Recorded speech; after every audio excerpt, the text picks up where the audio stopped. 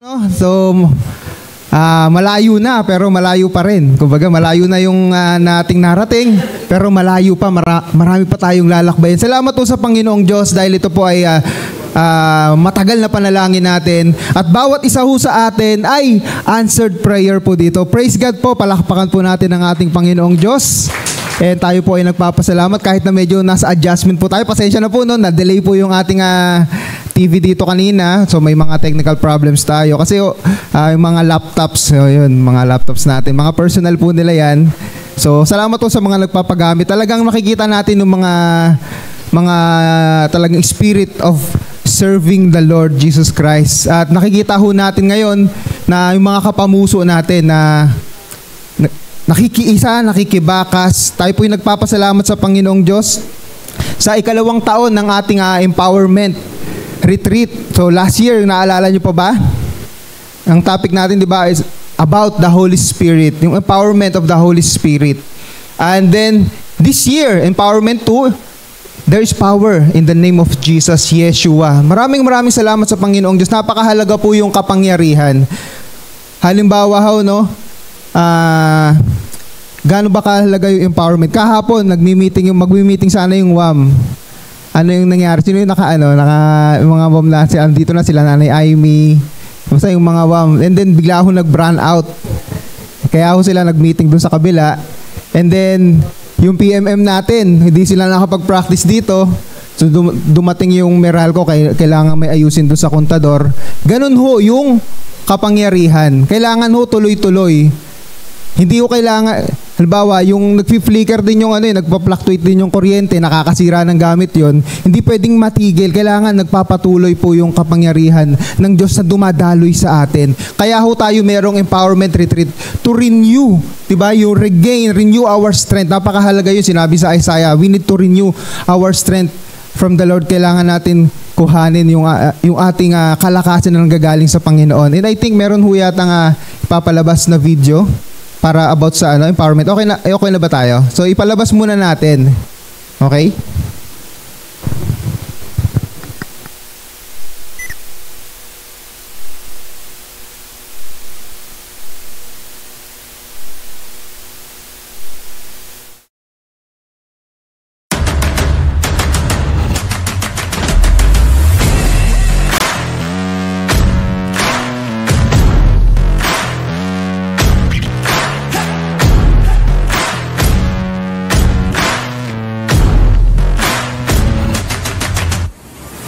Kailangan natin humingi ng tulong sa banal na Espiritu.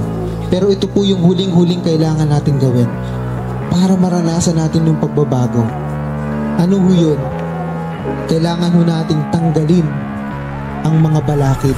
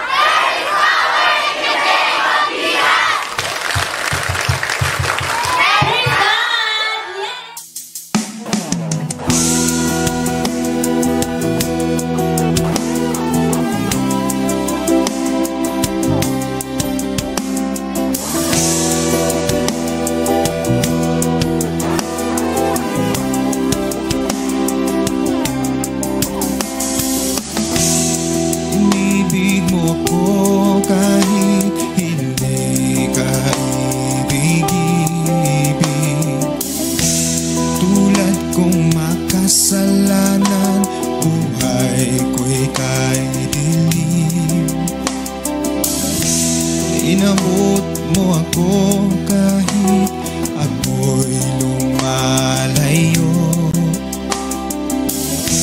Paulit-ulit na lang na ika'y binibigo.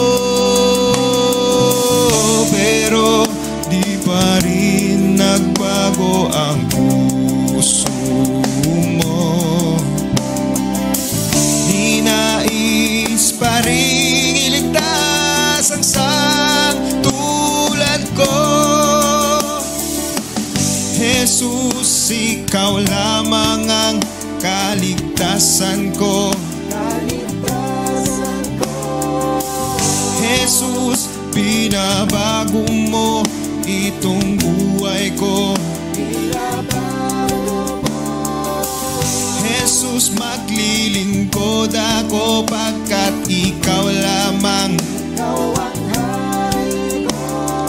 Oh,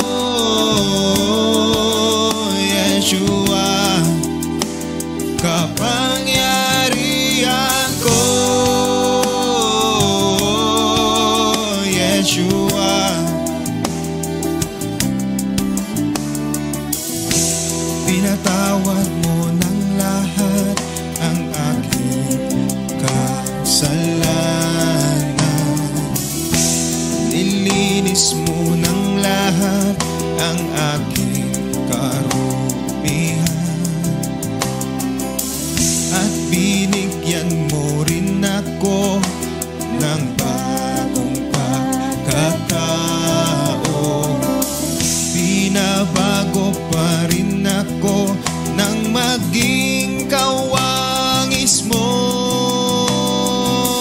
Eto, binigyan mo ko ng banal na Espiritu, hanggang sa ako'y maging kalarawan mo. Jesus, ikaw lamang ang kaligtasan ko. Jesus, binabago mo itong buhay ko. Jesus, maglilingkod ako pagkat ikaw lamang.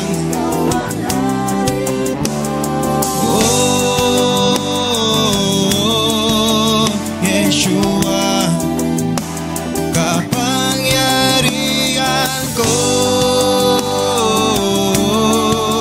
Yeshua,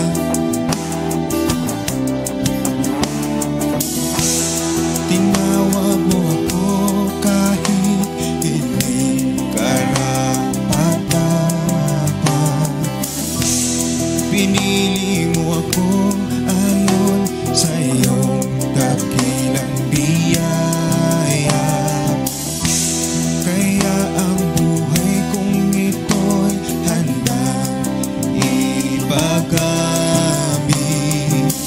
Ang maglingkod sa iyo, ito ang aking nais. Dito sa kalooban mo ay susunod ako. Maglilingkod ako sa iyo at sa kapwa ko. Jesus, ikaw lamang ang kaligtasan ko. Jesus, binabago mo itong buhay ko. Jesus, maglilingkod ako pagkat ikaw lamang.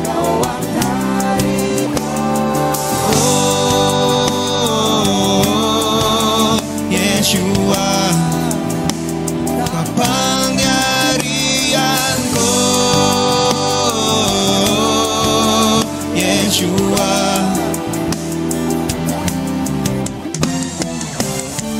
ang iyong pangalan ay may taglay na kapangyarihan. Sa iyong pangalan, kaligtasan ay aking nakamtan. Sa iyong pangalan, pagbabago ay aking magagawa. Sa iyong pangalan, maglilingkod at ako'y sasamba. Ang iyong pangalan, Jesus, kapangyarihan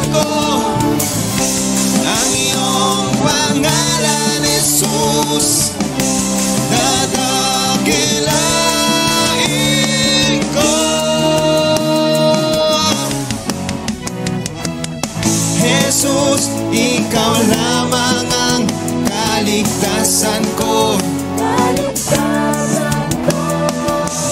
Jesus, binabago mo itong buhay ko.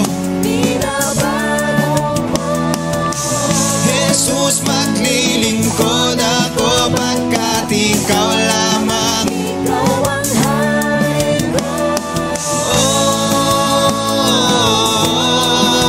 Yeshua, kapangyarihan ko. Yeshua,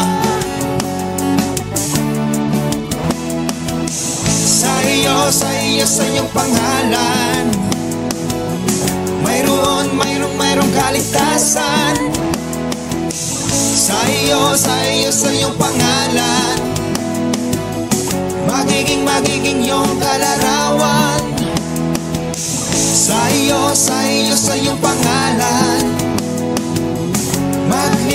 maglilingkod sa iyo lamang. Oh, Yeshua.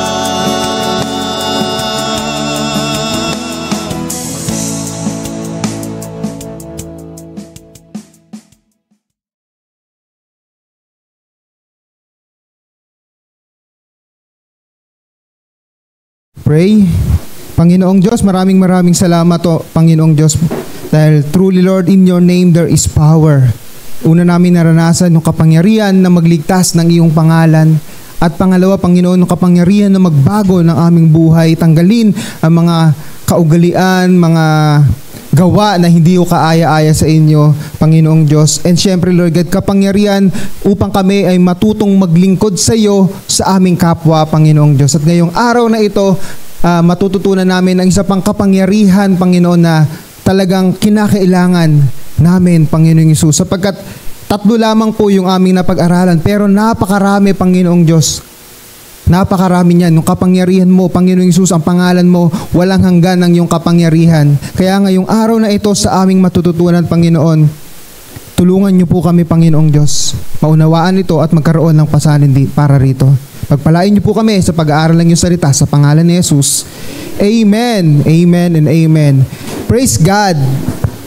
And alam na ho natin, Yeshua, there is power in the name of Jesus. Andun na po yung mensahe sa kanta na iyon. Andun na yung outline. Unang-una, sa pangalan ni Jesus, meron hong kaligtasan. Meron siyang kapangyarihang magligtas at lahat ho tayo, iisa ho ang naranasan natin. Kaligtasan sa pangalan ni Jesus, hindi ho dahil po sa church religion or dahil church attendance, only in the name of the Lord Jesus Christ. Pangalawa ho, syempre, hindi ho nagtatapos doon. Ang kaligtasan ho, yun yung bunga ng ating pananampalataya kay Kristo. Pero yung bunga no, nagpapatuloy. Ano ho yun? Yun po yung ating transformation. Kailangan ho merong pagbabago. Hindi ho pwedeng sabihin natin na 30 years na akong Kristiyano and then yung mga masasamang na ginagawa natin 30 years ago until now gagawin pa rin natin. Kailangan meron tayong aalisin. Sapagkat yun po yung inalis mismo ng ating Panginoong Diyos. Ano mo yun? Yung kasalanan. Nilinis na yung kasalanan natin eh. So we need to be transformed. At ang transformation po, ang magandang bagay dito, no? Hindi naman po siya magic na isang araw mawawala. It's a process. Diba? At ito po ay biyaya ng Diyos. Even pag-aralan natin ng Biblia, lahat po ng mga men and women of faith, lahat po sila, marami po silang mga kasalanan. Pero lahat po, katulad natin, nakaranas ng biyaya ng Diyos. Pangatlo po, syempre, yung power to serve. Naligtas ka na sa pangalan ni Jesus, binago ka sa pangalan ni Jesus. At ang pangatlo po, outward. Kailangan po tayo maglingkod. Bakit po? Tayo po yung extension of God. Ano po yung extension? Tayo po yung extension ng kanyang mga kamay. Tayo po yung extension ng kanyang dila. Tayo yung extension ng kanyang paa. Isipin mo, di ba, yung when God appears, pag lumitaw bigla ang Diyos, nakakatakot yun. Yung mga Israelita nga, natakot sila eh. Nung kay Moses pa lang yun, nung nagliliwanag yung mukha ni Moses. So tayo po, yung extension, tayo yung sinasabi dito ni Pablo sa 2 Corinthians chapter 5, that we are ambassadors of Christ. We are representative of Christ. Paano ho mangyayari yun? Sa pamamagitan ng paglilingkod. At ngayon pong kapangyarihan ito na sa pangalan ni Jesus, napakahalaga ho nito na kailangan nating maranasan. Ay, yung TV nga pala dito, wala pa. So yun, di nakikita ng mga nadidito sa ating mga bandang kaliwa ko. So, tiyaga-tiyaga lang po, no? So ano po yung kapangyarihan? Ipagpatuloy natin ito kasi hindi ho dapat nagtatapos. Tandaan po ninyo, no? Nung ating Empowerment 1, marami hong lang nangyari. Maaring iba sa atin, hindi natin alam yung mga nangyari. May mga binago, yung nagresulta ng buhay nila. Diba nagpatotoo po nung ating retreat? Resulta ng empowerment retreat, nakapag-share siya ng gospel sa isang buong sambahayan. And then until now, 1 year na po sila nag-church. Tapos, after ng empowerment retreat 1 natin, nakita ho natin, nagsimula na yung ating panalangin na Ezra. Makikita natin dito yung kamay ng Diyos na hindi natin nakikita kumikilos. At naniniwala ho tayo, after this empowerment retreat ang Diyos po patuloy na kumikilos sa paraang hindi natin nakikita. Pero, nakikita natin ang resulta. Amen? At ngayon po, ito pangatlo, kailangan natin, ito po yung reason bakit na tayo nagpapalaki ng church Ito po yung anong klaseng kapangyarihan ito. Yan. 1, 2, 3, go. Yan. Kapangyarihan sa pag-ebanghelyo, power to win souls. So, let us define muna, bakit ito kaya soul winning? Yung tawag dito. Diba? Ibig sabihin, pag merong winner, anong kabaliktaran? Merong loser. Paano ka mananalo? Ibig sabihin, merong laban. Merong kompetisyon. Makikita ho natin dito, ang kaluluwa ho ng tao, pinaglalaban po yan. Ang unang-unang nakipaglaban ho para sa kaluluwa natin, ang ating Panginoong Hesus. Sa pamamagitan ng krus ng Kalbaryo, pinaglaban niya yung ating kaluluwa. At ayaw niyang ipatalo. At dahil doon tayo po, meron tayong, ito yung kailangan na ma-realize natin. Bakit o? Kapag ang tao po ay na-win soul, na soul win natin, unang-unang panalo, sino yung unang-unang panalo? 3 ho panalo rito Unang-una ho, yung tao mismo na nasyaran, na tumanggap kay Jesus, na nampalataya kay Jesus. Kasi, napanalo natin siya mula dun sa tiyak na kapahamakan. Nanalo yung kaluluwang yun. Pangalawa ho, panalo rin tayo. Bakit? Tayo na nag-share, meron tayong reward na nanggagaling sa Panginoong Diyos. At syempre, hindi ho pwedeng i-chapera natin. Yung pinakapanalo dito, yung ating Panginoong Diyos because of His unconditional love for us. So lahat panalo, isa talo, si Satanas. Yun ang gusto niya. Bawat tao mapahamak katulad niya. Pero merong isang Diyos na nagmahal unconditionally sa atin para ho tayo iligtas. Kaya para ho mangyari itong soul winning, tayo na naniniwala kay Jesus, tayo na nakaranas ng kaligtasan, tayo po ang kailangan gamitin ng Diyos dito. Sapagkat una, tayo nakaranas. Pangalawa, tayo mismo nakakaintindi. Diba, even before, nung hindi pa po tayo mananampalataya, hindi natin alam kung ano ba talaga ibig sabihin ng born again na yan, burn again, ang tawag namin, burn again. Nasusunog na, mga ganyan. Ganyan yung mga usapin namin dati. Bakit? Hindi ko pa naiintindihan. Pero nung naiintindihan natin, wow, this is more than a religion, but it is a relationship with the Lord Jesus Christ. Therefore, naiintindihan natin, mas meron tayong courage, tapang, pangunawa. Bakit ba kailangan natin mag-share? At dito ho pumapasok yung kapangyarihan na nanggagaling sa ating Panginoong Diyos. We need the power of the Lord Jesus Christ. We need to win souls. Pag sinabi ho nating soul winning, dalawa po yan.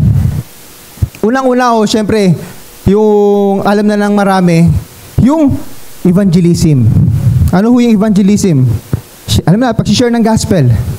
Whether siya ay nanampalataya kay Jesus or hindi, basta mag-evangelize lang tayo. Ano po yung soul win? Pag siya nanampalataya kay Jesus, na ipanalo natin yun.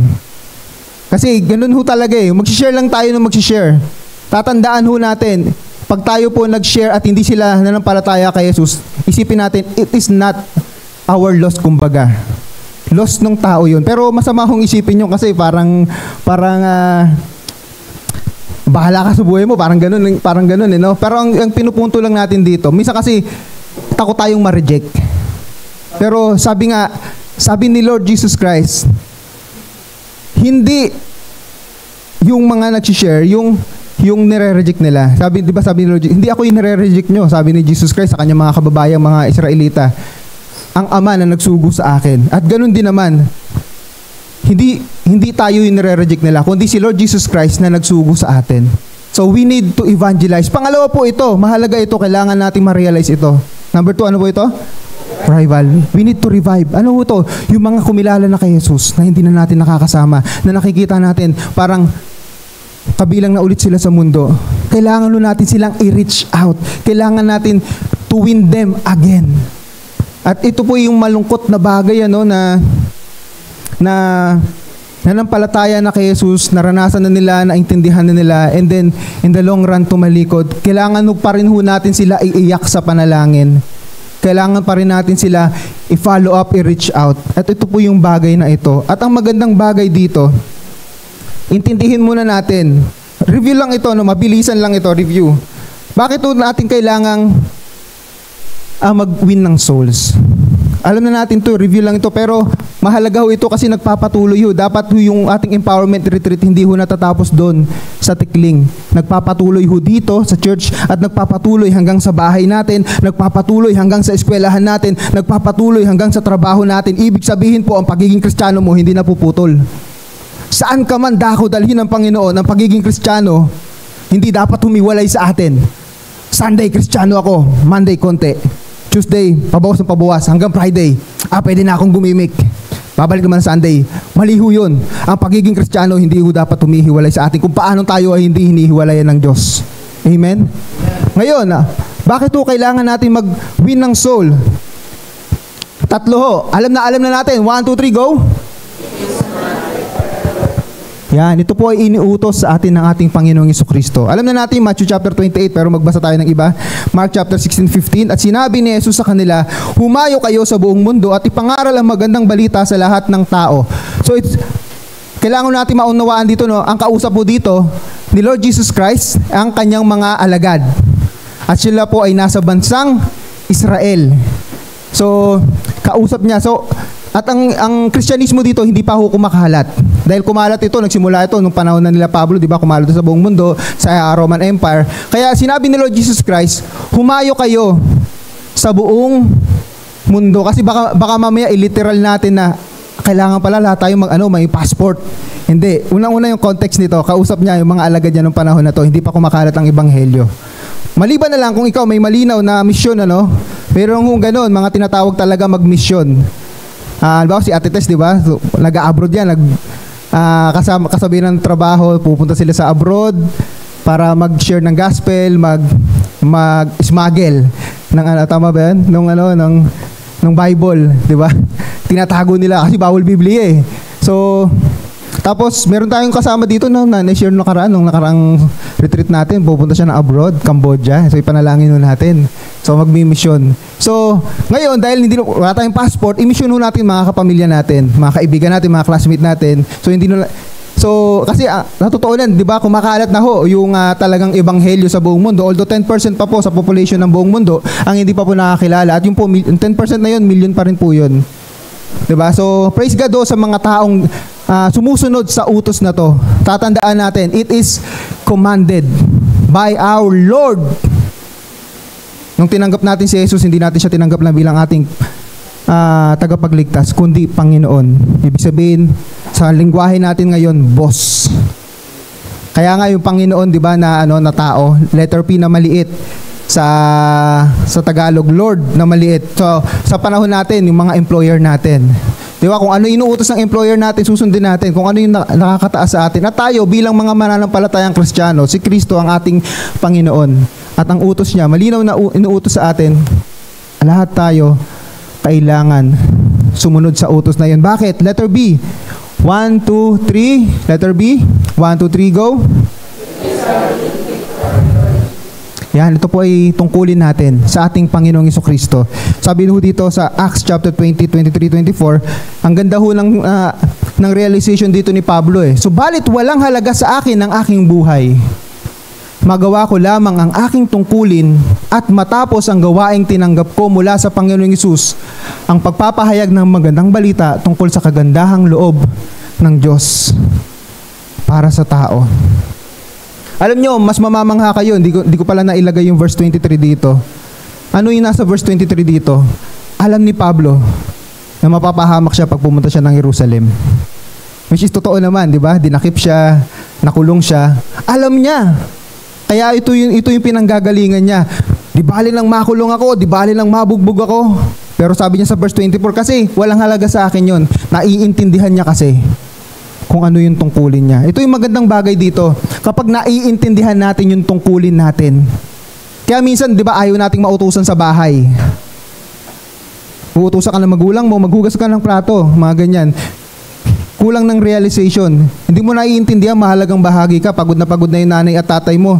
Tapos ayaw mo pa sumunod sa simpleng paghuhugas lang ng plato. Meron kang bahagi sa bahay.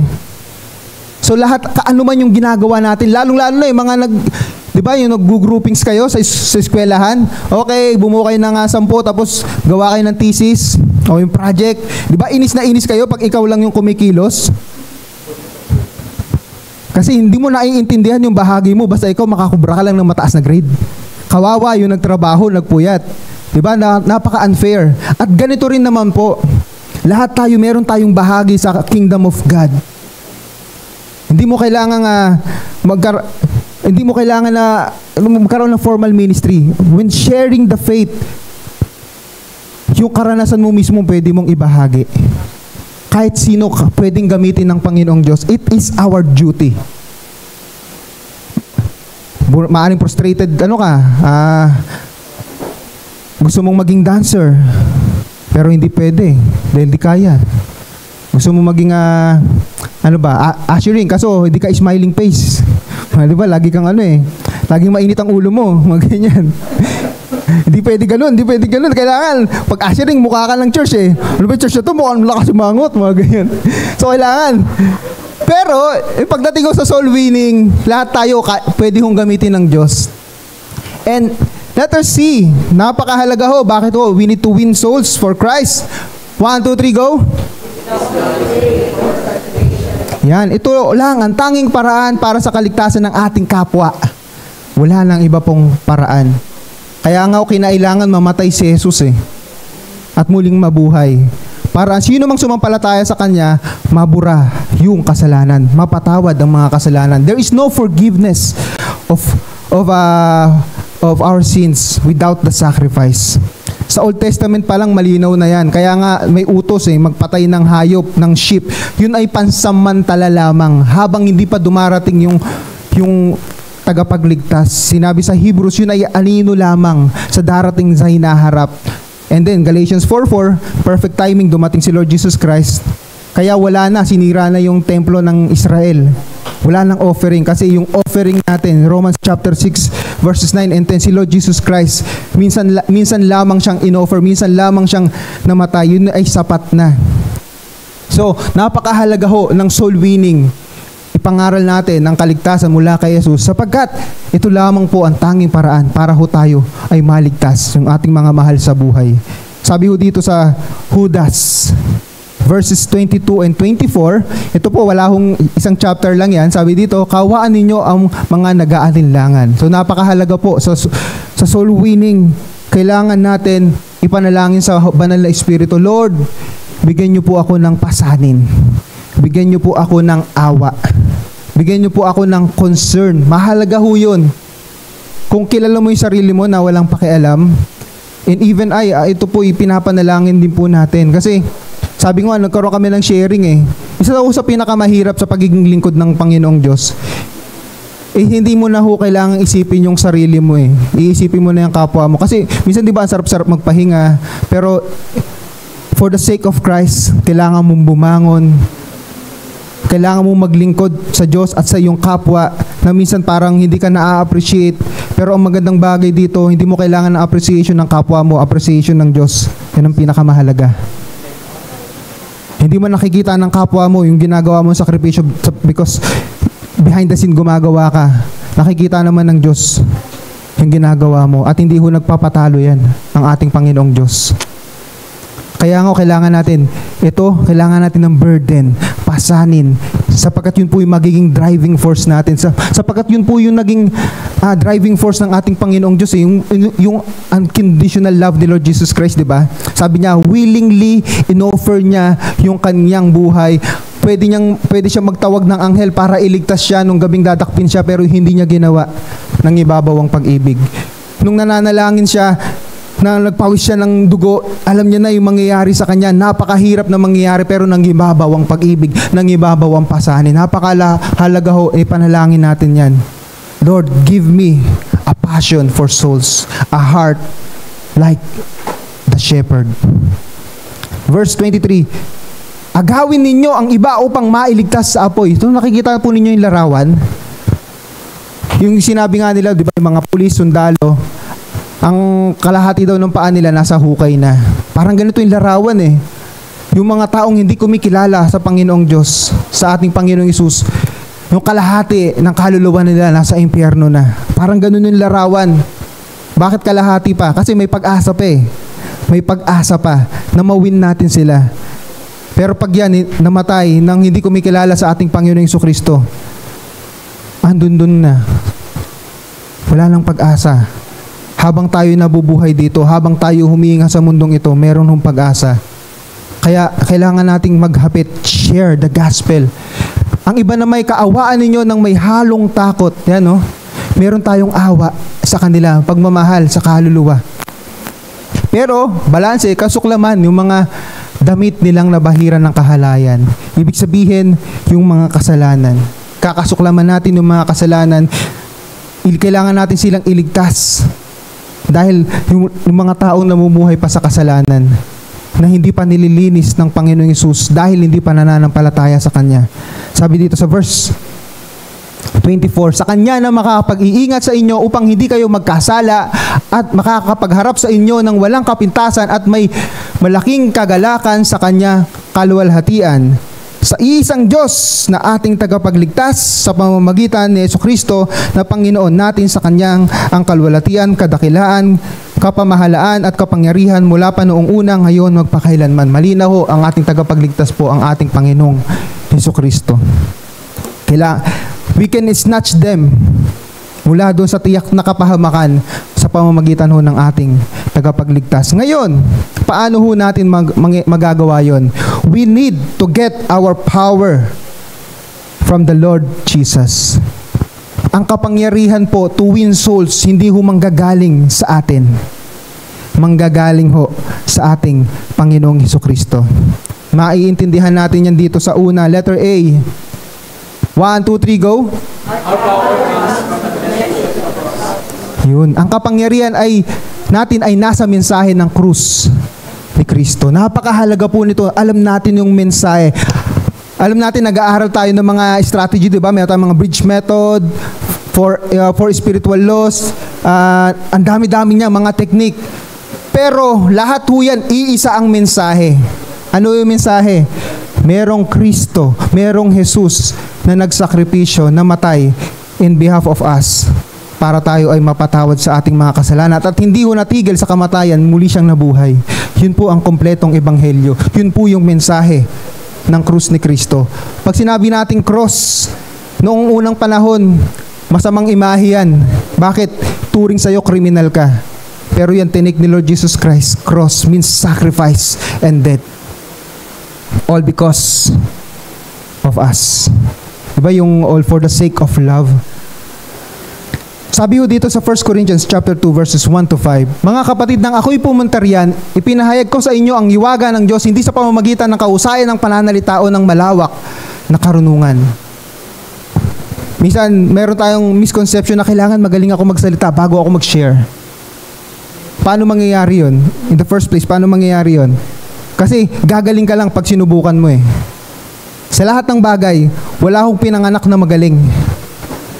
Hindi ka pwedeng pagsampa mo lang sa sakyan, magaling ka na agad mag-drive. Hindi sapat ng 1, 2, 3, 4, 5. Marami. Hindi mo pwedeng maging magaling ka magbisikleta. Pag unang sakay mo, marunong ka na agad magbisikleta. Hindi pwedeng unang take mo pa lang siguro ng luto. Siguro ngayon pwede kasi maraming mga may mga recipe. Pero ibig sabihin, nagiging mahusay ka sa isang bagay kapag pinapractice mo. Ganon din naman, even sa pagsasalita, pagbabahagi ng ebanghelyo. Naalala ko pa noon, nung unang ko beses mag-share. Siguro isa sa mga, baguhan pa lang ako noon, bridge method, basang-basa yung papel. 3 sila, andun kami doon. May ano dyan, may playground pa dyan. Nag-share ako, nag-drawing ako ng ganyan. Hindi ko kaya yung ginagawa ni Pastor Joy. Nakabaliktad yung sulat. No? Minaster ko nga yun eh. Alam niyo po ba yan? Sino experience? Halimbawa, Jesus. Hindi nakaharap sa kanya, nakaharap sa ano. Hindi ko kaya yun. Habang nagsusulat ako, basang-basa na susulatan ko dito. Sobrang pawis. Di ba? Sino gano'n? Naranasan ng gano'n? Nag-share ka, pawis na pawis ka. Lahat tayo dumaan, yung mga nag-share. Alam niyo yan. Di ba? Yung mga nagpipreach dito. Sino ba next month? This month pala, di ba? YA yata. So, di ba pawis na pawis? Ngayon, pinagpapawisan na ako dahil talaga mainit sa Pilipinas. Antayin lang natin magkaroon tayo ng aircon. Kaya ang Ezra pledges natin para magkaroon tayo aircon. Sino gusto aircon? Ayaw nyo? Yung mga sa likod, ayaw nyo? Sasarado natin. Ayaw nila. Joke lang. Then, bali meron kong proposal si Tatay Boy. Mag-i-sponsor siya 200 na pamaypay. Para sigurado gising tayo nun, di ba? Kawamaypay. Habang wala pang aircon, 200 na pamaypay. Pero ibabalik lang daw. Meron tayo siguro maglalagay tayong lalagyanan dyan. But anyway, back to the topic. So, ang punto lang ho natin dito, hindi ho kailangan sobrang galing mo magsalita. Sobrang ang dami mong kaalaman. Isa kinakabahan sila, paano pag tinanong ako dito? Paano? Hindi mo kailangang sagutin ang lahat ng tanong. If you say Lord Jesus Christ, hindi nga lahat sinagot niya eh. Di ba? Pakita mo sa amin ano authority mo para mangaral ng ganyan. Anong sagot ni Lord Jesus Christ? Authority ni Juan, kanino nang galing? Hindi niya sinagot eh. Hindi ho lahat ng, kasi ang totoo niyan, hindi ho lahat ng tanong may kasagutan. Totoo ho yan. Kasi marami tayong mga bagay na hindi alam, na ang Diyos lamang ang nakakaalam. Kaya wala hong taong nakakaalam ng lahat ng bagay. Kasi ang mga nakasulat sa Biblia, ang ipinaalam lang ng Panginoong Diyos, yung mga kailangan nating malaman. Deuteronomy chapter 29 verse 29. Yung mga bagay na kailangang inilihim ng Diyos. Pero yung mga bagay na kailangan nating malaman, matutunan, inihayag ng Panginoong Diyos para tayo ay sumunod sa kanyang kautusan. So ngayon, balik tayo dito sa verse 2. Sapagkat noong ako'y nariyan, ipinasya kong wala akong ibang ipaalam sa inyo maliban kay Jesucristo at ang kanyang kamatayan sa krus. Sabi ni Pablo sa verse 1, pumunta ako riyan, hindi ako magaling magsalita, hindi malawak ang aking karunungan, pero ito yung sabi niya, wala akong ibang pinahayag, kundi si Jesucristo at ang kanyang kamatayan sa krus. Dito nanggagaling ang kapangyarihan ng Ebanghelyo. Yung mensahe. Alam natin minsan marami tayong gimmick na ginagawa to encourage the people. Lalong-lalo, di ba, pagdating sa youth. Kasi tama naman yon. Pero minsan wag natin i-compromise. Halimbawa ho, mayroong isang sikat na mega church sa Amerika. Itong nakaraan lang, tinanggal nila sa message yung resurrection. Tinanggal nila sa message yung bakit may resurrection? Bakit tinanggal? Para daw hindi daw ma-encourage. Alam mo, in the name of inclusivity, para daw yung mga tao ma-encourage, lalong-lalo na yung mga taong ayaw maniwala sa gospel. Hindi ho natin kailangan i-compromise yung mensahe ng Ebanghelyo. Hindi ho natin kailangan tanggalin. Yung resurrection, napakahalaga nun. Sabi ni Pablo sa 1 Corinthians 15, baliwala pananampalataya natin kung hindi ho nang muling nabuhay si Jesus. Kaya nga merong mahal na araw eh. Hindi lamang kamatayan ang inaalala natin. Di ba? Merong linggo, Resurrection Sunday. Tapos tatanggalin natin sa programa sa church yun. Yun yung ginawa ng isang mega church sa Amerika. Hindi natin babanggitin kung ano yun. So, ibig sabihin, para daw makahakot ng mga tao. Hindi. Just preach the message of the cross. Sapagkat ito po yung sentro ng mensahe. Sabi ko sa verse 3, noong ako'y nariyan, ako'y nangihina at nanginginig sa takot. Si Pablo ho ito nagsasalita. Sabi sa English, trembling in fear. Sino dito pag nag-share, kabang-kaba, nanginginig yung ballpen? Sinabi ho ng Panginoong Hesus, kailangan na tanggapin. Nanginginig yung bukod sa basang-basa na yung papel, napupunit na yung papel. Kaya nga, kapag sulat mo para kang para kang pasmadong 60 years old eh. Daig mo pa yung driver eh, di ba? Yung mga driver, minsan napapasma sobrang maghapon nagdadrive eh. Naalala ko dati nung naglalaro akong volleyball tapos may pansit. Panay-spike kami noon. Tapos nagugas ako ng kamay, pinagabihan nanginginig yung Ewan ko lang kung totoo yung pinayo sa akin kasi sabi lagyan ko daw ng gas. Nilagyan ko naman ng gas, nanginginig pa rin.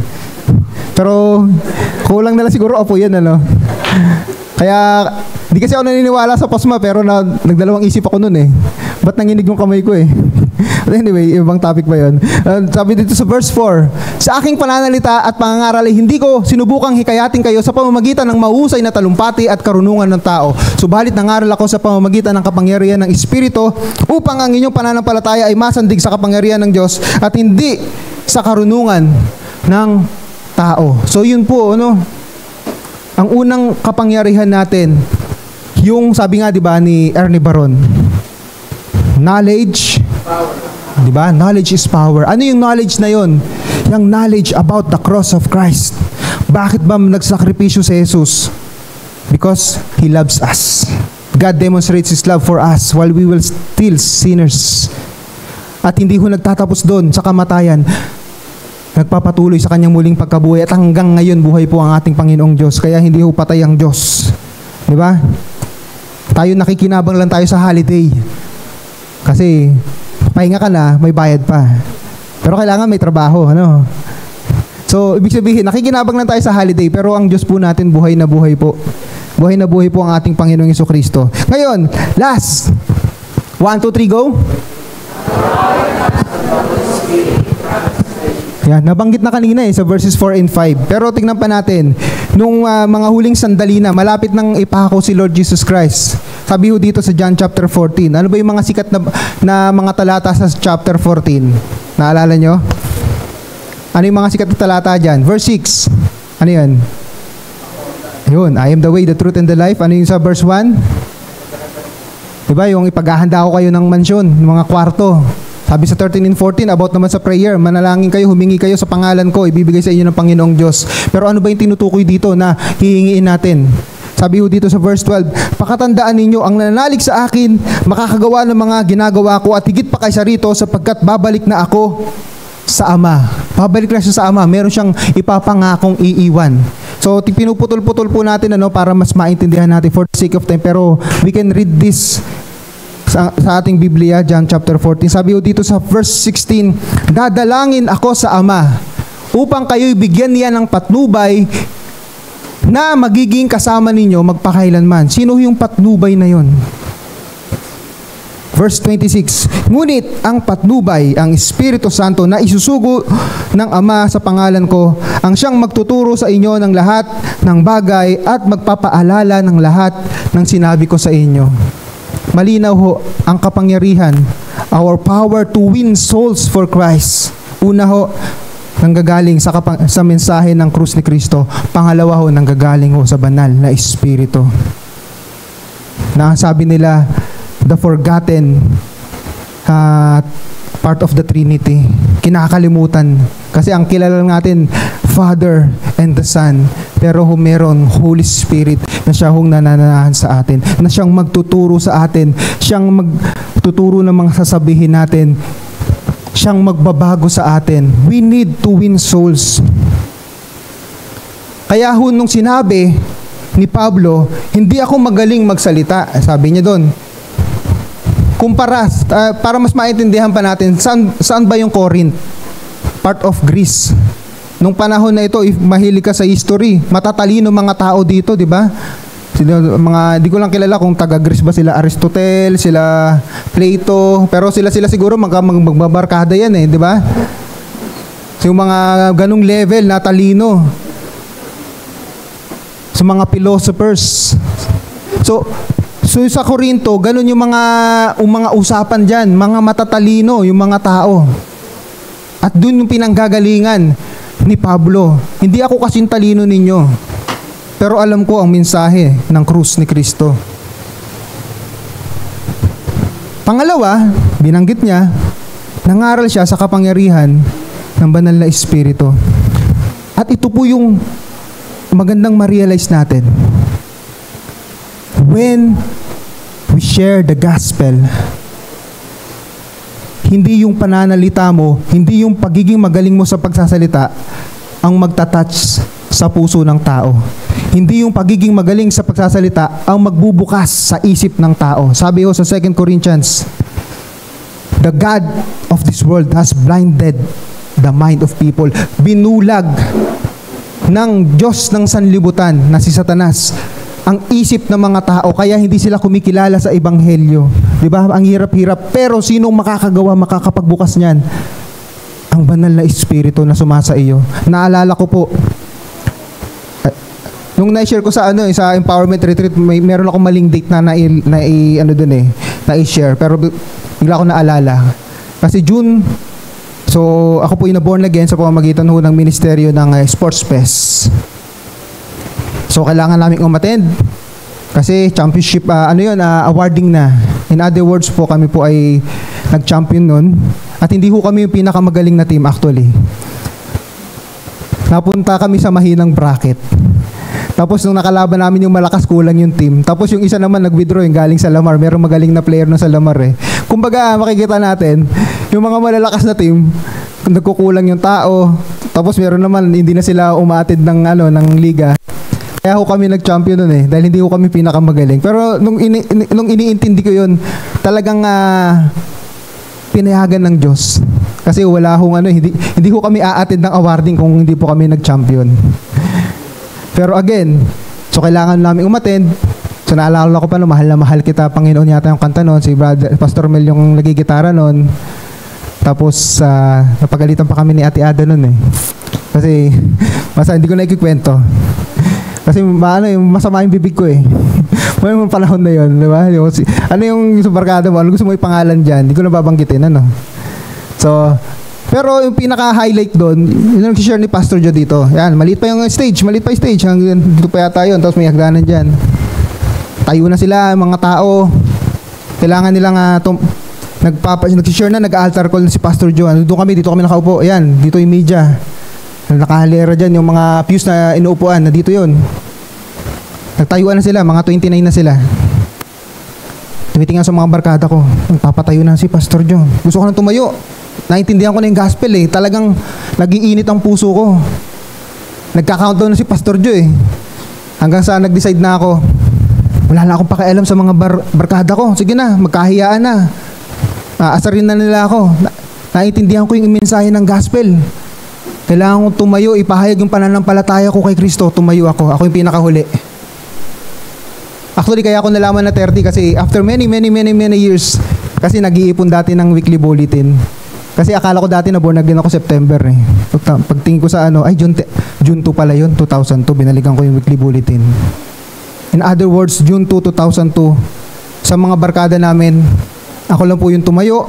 And then sa 13 na tumayo nun, malungkot na bagay yun, 30 hula at yun, pero iisa lang din yung nanatili. Dahil naintindihan ko yung Ebanghelyo. Then, lumipas sa mga buwan, nagba-Bible study kami sa Wawa. Pero, nangyari, hanggang sa tinamad na ako, hindi na ako umattend ng Bible study. December 2002, yan, nabanggit ko nakaraan, 2004 eh.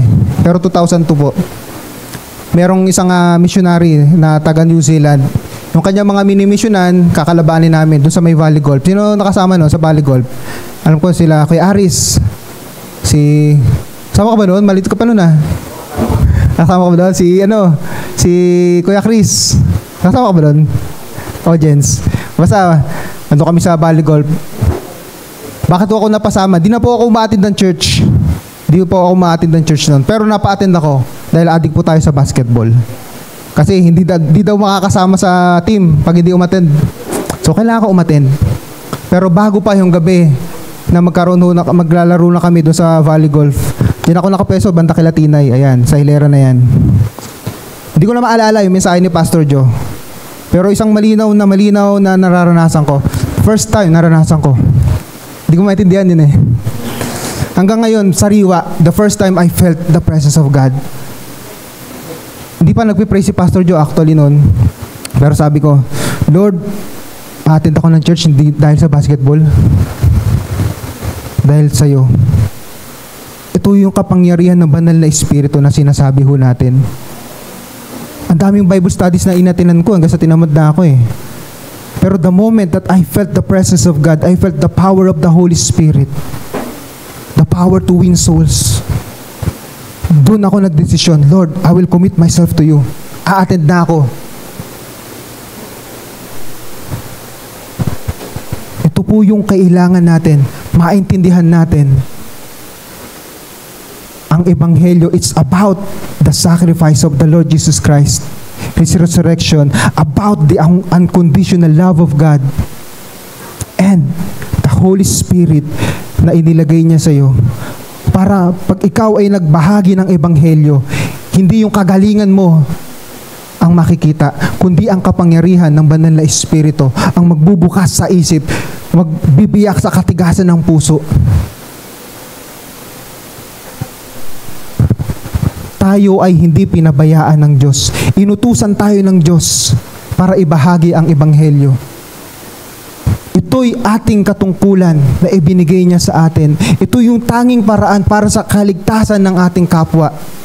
At hindi ho tayo iniwan ng Diyos na ulila sapagkat merong banal na Espiritu. Tayo pong lahat ay tumayo at awitin ho natin yung isang napakagandang awitin po na na-compose po ng ating Pastor Joe. Andi dito, kompleto po. Ako ay sasaksi para sa iyo. Sabi, itatanghal ang pangalan mo. Kaninong pangalan? Kay Jesus, Yeshua. Sabi sa verse 2, ako ay sasaksi para sa iyo sa tulong ng banal mong Espiritu. Kompletong-kompleto po. We share the gospel in the name of Jesus. We share the gospel by the power of the Holy Spirit entrusted to us, who's within us. Oh, Heavenly Father, hallelujah. Alam ko po na ito po ay para sa atin napakahirap na bagay. Hindi ho ako nagmamalaki, that even I, malaki ho ang pagkukulang ko dito. At naniniwala ako na iintindihan po ng bawat isa sa atin. Lahat po tayo nagkukulang dito. Kaya nga ho, nagpapatuloy po yung empowerment retreat. Hindi ho nagtatapos sa tikling. Nagpapatuloy po ito. Saan man tayo dalhin ng Panginoong Diyos. Hindi na lamang na tayo niligtas. Hindi lamang niya tayo binabago. Hindi na lamang na tayo ginagamit para maglingkod sa Kanya. Gusto tayong gamitin ng Diyos para ibahagi ang kaligtasan sa mga hindi karapat-dapat. Katulad natin, katulad ko na hindi karapat-dapat na niligtas ng Diyos. Walang sino man sa atin ang karapat-dapat sa pagmamahal ng Diyos. Walang sino man ang karapat-dapat sa kaligtasan na regalo ng Diyos. Pero lahat yan ay ginawa niya all for the sake of love. At lahat yan ay magagawa natin sa pangalan ni Jesus, sa kapangyarihan ng banal na Espiritu. Let us commit ourselves.